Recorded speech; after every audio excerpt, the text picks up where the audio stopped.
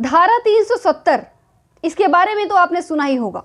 2019 5 अगस्त का वो ऐतिहासिक दिन जिस दिन जम्मू कश्मीर का इतिहास बदल गया, लेकिन आज तक इस पे कवायद चल रही है। नमस्कार, मैं नेहा द्विवेदी और आप देख रहे हैं न्यूज नेशन भारत। इस वक्त हम आपके साथ हैं, आर्टिकल 370 पे चर्चा करने के लिए हैं और इसके बाद हिंदू संगठन इस पे क्या कुछ कह रहे हैं हम आपको ये भी बताएंगे। लेकिन उससे पहले थोड़ा आर्टिकल 370 का जो इतिहास है उस इतिहास पे एक पैनी नजर डाल लेते हैं। 1947 का वो दिन जो भारत के लिए बहुत ऐतिहासिक दिन रहा, जिस दिन भारत आजाद हुआ। लेकिन आपको बता दें 1947 15 अगस्त जिस दिन भारत को आजाद हुआ, लेकिन जम्मू कश्मीर का विलय करने से वहां के महाराजा हरि सिंह ने मना कर दिया। जी हाँ, जम्मू कश्मीर के महाराजा हरि सिंह ने उस वक्त भारत में जम्मू कश्मीर का विलय करने से मना कर दिया था। लेकिन कहते वही हैं कि होगा वही जो राम रचि राखा। तो 24 अक्टूबर 1947 फिर एक ऐसा दिन आया जम्मू कश्मीर में जिसकी वजह से जम्मू कश्मीर को भारत के साथ समझौता करना ही पड़ा। जी हाँ, आपको बता दें कि 24 अक्टूबर 1947 का ये वही दिन है जब पाकिस्तान के कवायती लड़ाकों ने लगातार जम्मू कश्मीर पे हमला करना शुरू कर दिया। अब जम्मू कश्मीर के पास महज बस एक विकल्प था, वो था भारत के घोषणा पत्र पे समझौता करना और भारत से जम्मू कश्मीर का विलय करवा देना। अब चलिए इस पे आगे चर्चा करते हैं। दरअसल महाराजा हरि सिंह ने जब लड़ाकों ने हमला कर दिया था तो वहां के महाराजा हरि सिंह ने भारत से समझौता किया और विलय पत्र पे उन्होंने अपने हस्ताक्षर भी दिए। इसके बाद 31 दिसंबर 1948 को भारतीय सेनाओं ने पाकिस्तान के कवायती लड़ाकों के साथ मुठभेड़ की, लड़ाई की और फाइटिंग की लगातार, और फिर उनको खदेड़ने में भी कामयाब रहे। अब आपको बताते चले, इसके बाद जम्मू कश्मीर का 2/3 हिस्सा भारत के पास आया। 2/3 हिस्सा, 1/3 हिस्सा पे ही उन लोगों ने अपना आधिपत्य जमाया था। अब चलिए हम आगे बात कर लेते हैं। दरअसल जुलाई 1949 में शेख अब्दुल्ला मिर्जा, अफजल बेग, मोती राम बागड़ा और मसूदी को संविधान सभा का हिस्सा बनाया गया था। जी हाँ, अब आर्टिकल 370 पे इस वक्त से चर्चा शुरू हो गई। 1949 से लगातार आर्टिकल 370 पे चर्चाएं हुई और इसको जम्मू कश्मीर में किस तरह से लाना है, किस तरह पारित करना है, क्या इम्प्लीमेंटेशन होंगी, इन सारी बातों पे चर्चा शुरू हो गई। चलिए अब आगे बढ़ते हैं। आपका ये चौथा फैक्ट है आपका कि 17 अक्टूबर 1949 को आर्टिकल 370 भारत के संविधान में शामिल हुआ, जो कि जम्मू और कश्मीर विशेष राज्य दर्जा देता है। मतलब कि जम्मू और कश्मीर को ये एक विशेष राज्य का दर्जा देता था। अब इसमें क्या हुआ कि 1951 में जम्मू कश्मीर की संविधान सभा का गठन किया गया। 1951 में जम्मू कश्मीर के संविधान सभा का गठन किया गया, जिसका काम था कि यहाँ पे संविधान बनाना है और भारतीय सदन से जो भी कानून बन के आते हैं, जो भी संविधान पारित होते हैं, उसको जम्मू कश्मीर में लागू करना है कि नहीं करना है, यहाँ पे जम्मू कश्मीर का संविधान ये तय करता था। अब 14 मई 1954 को संविधान में अनुच्छेद 35A को भी जोड़ा गया और ये 35A एक ऐसी कड़ी थी जो संविधान की वो चाबी थी जिसके बिना कुछ भी करना संभव नहीं था। तो अनुच्छेद 35A जोड़ा गया। जम्मू कश्मीर के स्थायी निवासियों को परिभाषित करने की जिम्मेदारी राज्य की विधानसभा को दी गई। अब आपको बता दें कि वहाँ के राज्य के जितने भी लोग हैं उनको परिभाषित करने की जो जिम्मेदारी है वहाँ के विधानसभा को दे दी गई। 1957 में जम्मू एंड कश्मीर में संविधान लागू हुआ। इसके बाद संविधान सभा भंग कर दी गई। ये रही हमारी आर्टिकल 370 का इतिहास कि जम्मू कश्मीर में आर्टिकल 370 कैसे लाया गया, क्यों लाया गया, क्या कारण रहा, इन सारे चीज़ों पे हमने चर्चा कर ली। अब हम आपको लेके चलते हैं हमारे नेताओं के बयान पे। कुछ ऐसे हिंदू राष्ट्र के जगत गुरु हैं जो सनातन धर्म के पालन करता भी हैं और लगातार बेबाकी से अपनी आवाज उठाते हैं। सोशल मीडिया पे, मीडिया में, पत्रकारिता में, हर जगह उनका आवाज उनके जहन से निकलती है और सनातन धर्म के जितने भी रक्षक हैं वो भी इस बात पे चर्चा करते हैं। चलिए हम अभी बताते हैं आपको उद्योग मंत्री राज्यवर्धन सिंह राठौर ने क्या कुछ कहा है।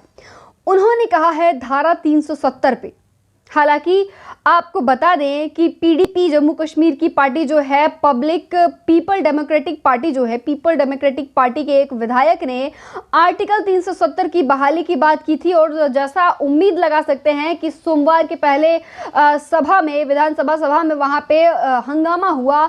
यहां तक कि नेताओं के बीच में काफ़ी ज़्यादा कहा-सुनी, बात मुठभेड़ तक पहुंच गई थी। वहां पे कहा-सुनी तो हुई ही, लेकिन लोग एक दूसरे के साथ झगड़ते भी और लड़ते भी नजर आए। अब इस पे उद्योग मंत्री राज्यवर्धन सिंह राठौर का क्या कहना है आपको बताते हैं। दरअसल कांग्रेस इस बात पे खुल के सामने नहीं आ रही है।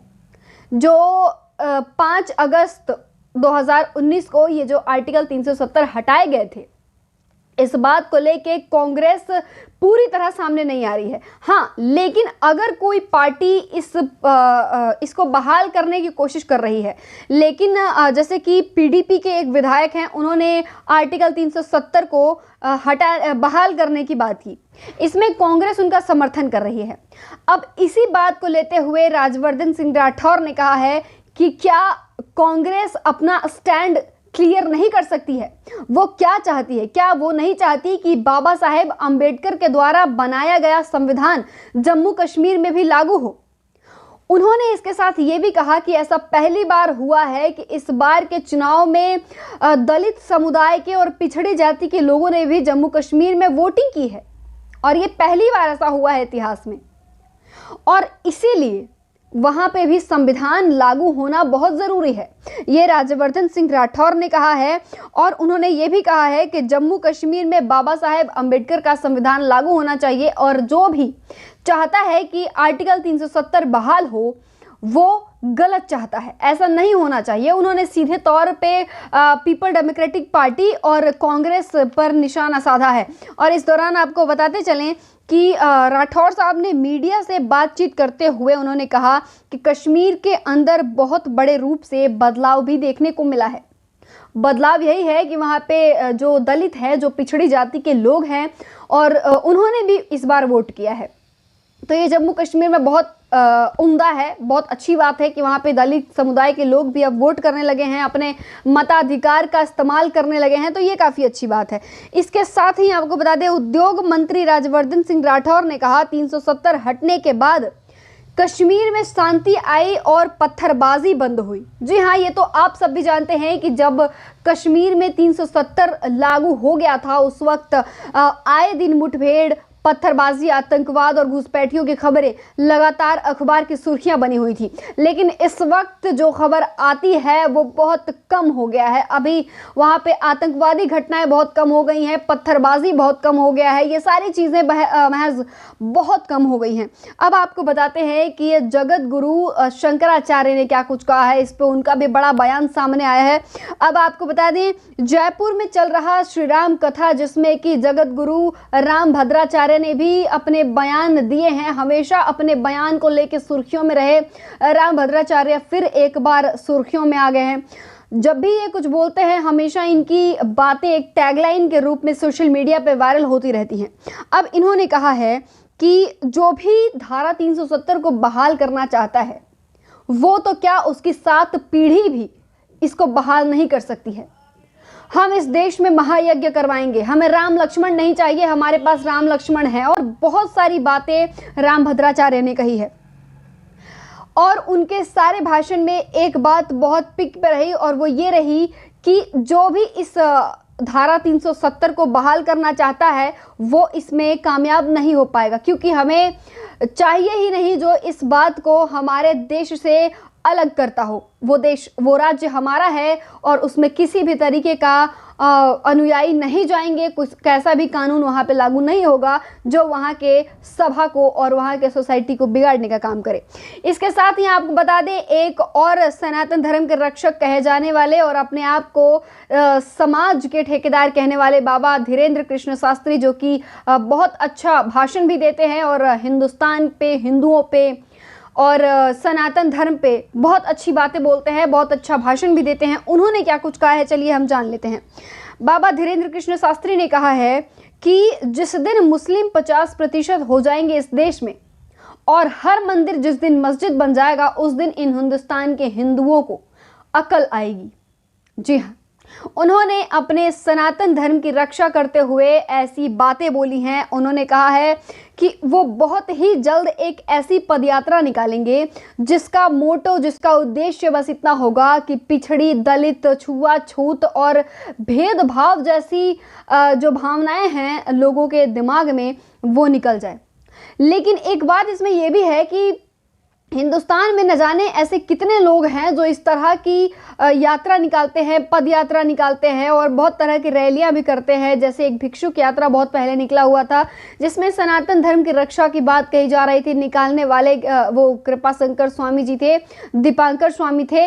लेकिन ये बात कहाँ तक सही है कि हिंदू क्या, सबसे बड़ा सवाल यही है कि क्या हिंदू कभी एक हुए थे 1947 से पहले या फिर 1947 के बाद? क्या अभी तक हिंदू एक हो पाए हैं? इन सारे रैलियों का क्या महत्व होगा, ये तो सवाल सबसे बड़ा बनता है। भारत कब जुड़ेगा ये कोई नहीं जानता है, क्योंकि कितने प्रकांड लोग आए और कितने प्रकांड लोग गए इस देश को जोड़ने के लिए।